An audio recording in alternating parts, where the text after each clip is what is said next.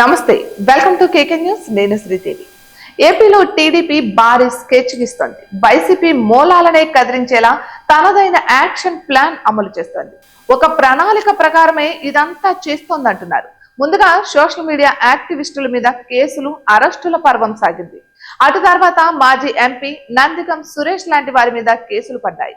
కొన్ని నెలల పాటు జైలు వాసం ఆయన చేశారు.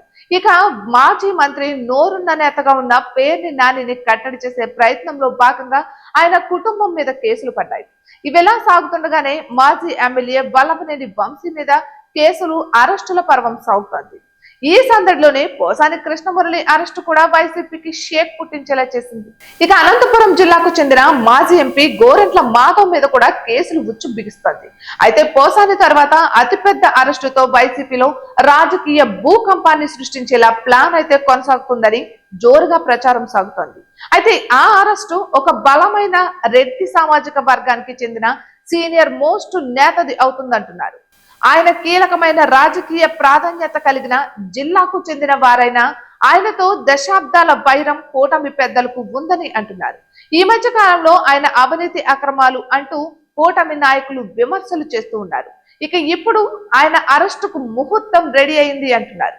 వైసీపీకి కొండంత అండగా ఉండే ఈ బిగ్ షాట్ ని అరెస్ట్ చేస్తే వైసీపీ అధినాయకత్వం షాక్ అండ్ షేకింగ్ గా మారుతుందని అంటున్నారు. ఈ అరెస్టుతో ఏపీలో రాజకీయం కూడా పెను సంచలనానికి దారితీస్తుందని చెబుతున్నారు. ఎందుకంటే ఆ నేత అంతటి సీనియర్ మోస్ట్ కాబట్టి అంటున్నారు. నిజానికి చూస్తే వల్లభనేని తర్వాత మాజీ మంత్రి కొడాలి నాని అనుకున్నారు.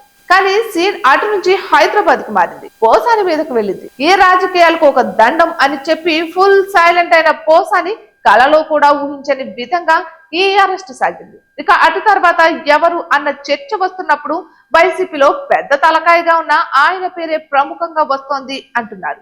ఒక విధంగా ఆయన అరెస్ట్ అయితే వైసీపీలో కోసాలు కదిలిపోతాయంటున్నారు.